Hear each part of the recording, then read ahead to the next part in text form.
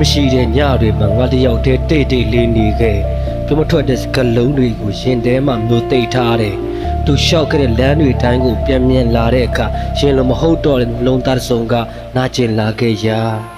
မပြောနေမှာပါငါမသိချင်ရောက်ဆောင်ခဲ့တယ်ဒါပေမဲ့တယောက်တည်းဆိုရင်အတွေးတွေကကြောင်ချောက်ချဖြစ်နေခဲ့ချစ်ခဲ့တာတွေအမှားလားလို့ကိုပြန်မင်းမိတဲ့အခါမပေးခဲ့တဲ့ချစ်တစ်ခုကငါ့အတွက်နာကျင်စရာတွေဖြစ်သွားမေးဖို့ကြိုးစားလည်းမရလုံးသားကမင်းပဲဇလန်းကမပြီးသေးဘူးအတွေးတွေကထင်နေပေမဲ့တကယ်တမ်းတော့လက်တွေ့ဘဝမှာဇလန်းကဆုံးသက်သွားခဲ့ပြီခုတော့ရှင်ထဲမှာမင်းကြောင့်တန်ရာတွေပြည့်လို့နေပြီငါကမင်းတို့အမြဲတမ်းရှိနေခဲ့တဲ့လူမပြုံးနေတစ်ခုနဲ့ပဲပျော်နိုင်ခဲ့တဲ့လူခါလေလူတယောက်ကိုမေးဖို့ဆိုတော့လွယ်နဲ့တော့မဖြစ်နိုင်ဘူးတိတ်ဆိတ်တဲ့ညတွေမှာလာမင်းကိုငေးရင်လို့ပြန်ဖြစ်နိုင်တော့ဘူးလားစကားတွေပြောရင်ငါတယောက်တည်းယူလို့ပဲ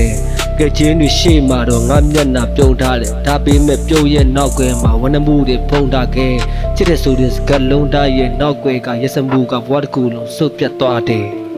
မေးဖို့ကြိုးစားလည်းမရ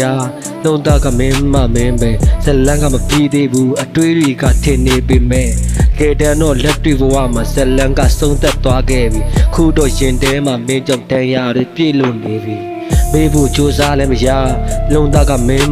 ပဲဇလန်းကမပြီးသေးဘူးအတွေးတွေကထင်နေပေမဲ့ကဲတမ်းတော့လက်တွေ့ဘဝမှာဇလန်းကဆုံးသက်သွားခဲ့ပြီခုတော့ရင်ထဲမှာမင်းကြောင့်တန်ရာတွေပြည့်လို့နေပြီရင်လိုပျော်ရွှင်ဖို့လည်းမလွယ်တော့ဘူးငါဘက်ကလုံးဝမင်းမရမင်းလက်စင်ပြေးပါစေလို့ဆုတောင်းပါတယ်ငါလည်းမင်းနိုင်ဖို့ကြိုးစားနေစေမင်းနဲ့တူမတရားတွေတော့ရင်ထဲမှာမြဲထင်ကြံနေတယ်မေးဖို့ကြိုးစားလည်းမရ